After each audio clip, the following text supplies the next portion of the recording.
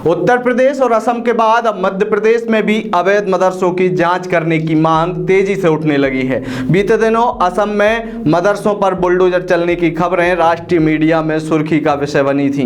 इसके साथ साथ ही उत्तर प्रदेश में भी अवैध मदरसों की जांच हुई, सर्वे होने लगा। अब मध्य प्रदेश में भी भारतीय जनता पार्टी के नेताओं के द्वारा इन अवैध मदरसों की जांच करने की बात की जा रही है।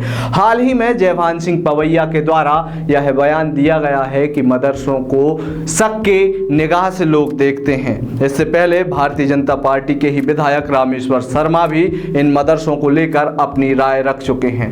बार बार भारतीय जनता पार्टी और तमाम राजनीतिक दलों के नेता मदरसों की जांच करने की बात क्यों कहते हैं, आज के वीडियो में हम इसी विषय को बारीकी से आपको बताएंगे।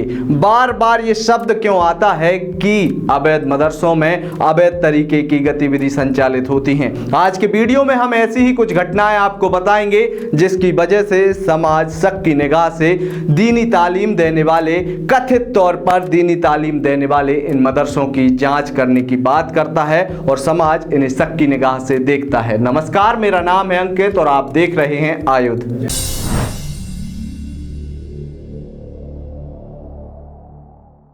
आज की रिपोर्ट शुरू करने से पहले मैं आपको बता दूं कि मध्य प्रदेश में लगभग 7,700 मदरसे रजिस्टर्ड हैं। सरकार की कहीं ना कहीं इन मदरसों पर निगरानी बनी हुई है।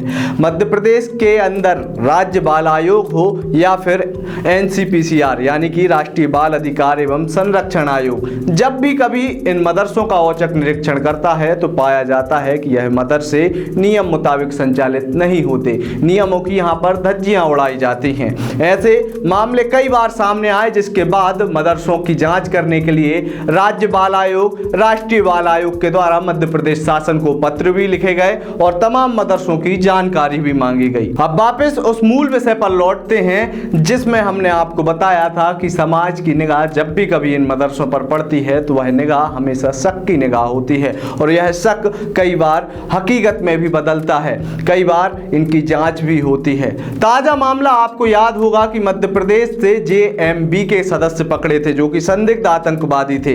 उनमें से एक जो आरोपी था वह भोपाल में संचालित एक मदरसे में दीनी तालीम देने का काम करता था। अब सोचिए, जिस व्यक्ति का JMB जैसे आतंकवादी संगठन के साथ ताल्लुक हो, वो दीनी तालीम के नाम पर उन छोटे छोटे मासूम बच्चों के दिमाग में क्या भर रहा होगा। जब यह दो संदिग्ध आतंकवादी पकड़े तो पता पड़ा कि ये सोशल मीडिया पर, इंस्टाग्राम और सहित कई अन्य प्लेटफॉर्मों पर ऐसे ग्रुप्स बनाए हुए थे जिनके माध्यम से लोगों को ISI के प्रति भर्ती होने के, ISI से जुड़ने के लिए लोगों को आकर्षित करते थे, उन्हें तौर तरीके बताते थे। जिसके बाद NIA ने मध्य प्रदेश की राजधानी भोपाल और रायसेन के सिलवानी में छापा मारा था। इनसे कुछ सामग्री भी जब्त की थी। ये तो था वो मामला जिसके कारण इन पर हर बार शक की सुई आकर टिक जाती है।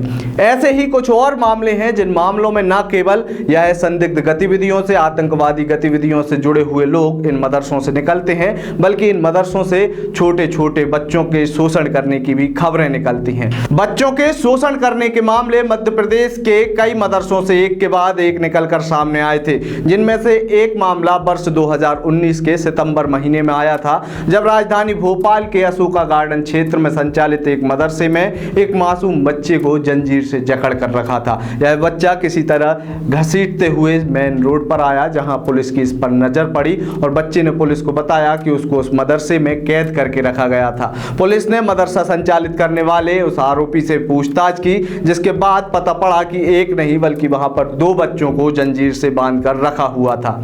इसके अलावा ऐसा ही एक और मामला राजधानी के ही बाणगंगा इलाके से आया था, जहां पर बिहार के मधुबनी क्षेत्र के लगभग 20 से 25 बच्चों को एक मदरसे में रखा हुआ था, जिनकी ना तो कोई जानकारी स्थानीय प्रशासन को थी और ना ही इन मदरसे संचालित करने वाले लोगों के पास उन बच्चों के परिजनों की कोई अनुमति थी। यह पूरे बच्चे बिहार के मधुबनी सहित बिहार के अलग अलग जिलों से ताल्लुक रखते थे और इनमें सबसे बड़ी जो बात देखने में सामने आई थी कि लगभग 24 से 25 बच्चों की डेट ऑफ बर्थ एक ही थी, जिसकी वजह से इन मदरसों पर शक की सुई घूमी और फिर राज्य बाल आयोग के द्वारा मध्य प्रदेश पुलिस सहित मध्य प्रदेश शासन से इस मदरसे की जांच करने की बात की गई। साथ ही साथ इन बच्चों के माता पिताओं के पता लगाने की भी बात की गई थी। ऐसा ही एक और मामला राजधानी भोपाल के ही निषादपुरा इलाके से निकलकर सामने आया था, जहां पर एक 10 वर्षीय बच्चा रोते हुए बिलखते हुए चाइल्ड लाइन के पास पहुंचा। उसने शिकायत की कि वह जिस मदरसे में दीनी तालीम लेता है वहां के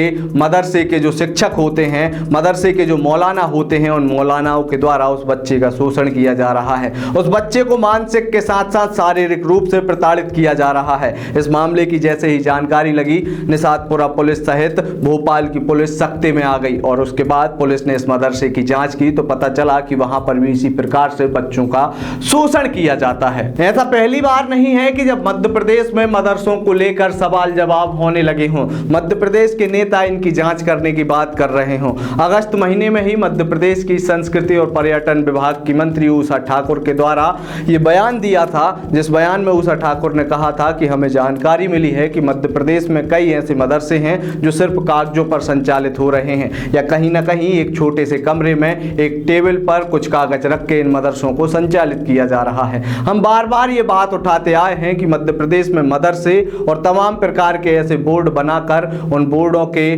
नाम से सरकारी जमीन रजिस्टर्ड की जाती है, सरकार से अनुदान लिया जाता है, जिनमें इन मदरसों को संचालित करने वाले ये लोग टॉप पे होते हैं। आप भी अपने आसपास की बस्तियों में देखते होंगे तो कहीं एक छोटी सी कोठरी में तो कहीं एक 10 बाई 10 के कमरे में 4 कुर्सी एक टेबल रख के मदरसे का बोर्ड लगा दिया जाता है और सरकार से मोटी रकम ऐंठी जाती है। उषा ठाकुर के बयान के बाद बयान आया मध्य प्रदेश में भाजपा के कद्दावर विधायक रामेश्वर शर्मा का।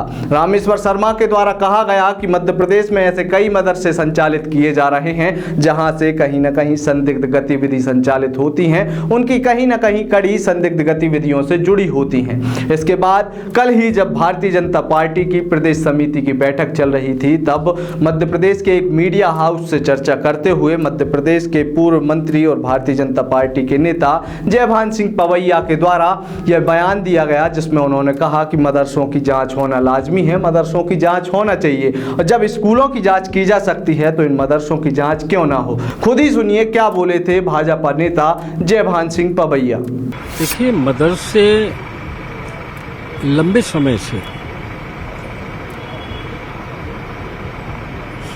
संदेह की दृष्टि से देखे जाते रहे हैं,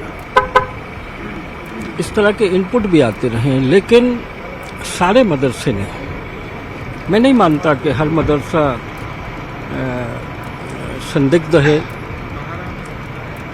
लेकिन ये सरकार का अधिकार है। जब किसी भी स्कूल का इंस्पेक्शन हो सकता है तो मदरसे का क्यों नहीं हो सकता कि इस समय मध्य प्रदेश में कुछ एनजीओ ऐसे काम कर रहे हैं और वो एक पूरा रैकेट है जो हिंदू देवी देवताओं पर अभद्र, अश्लील, आपत्तिजनक, अनास्थापूर्ण ऐसी टिप्पणियां कर रहे हैं जिसकी कल्पना हम नहीं कर सकते। तो मदरसों की जहां तक बात है, मैं ये मानता हूं कि सारे मदरसे संदिग्ध तो नहीं हो सकते हैं, लेकिन जो भी होते हैं उनका सर्वे होना चाहिए और ज़रूरत है तो निगरानी होनी चाहिए। देश के हित में है और सरकार का अधिकार है।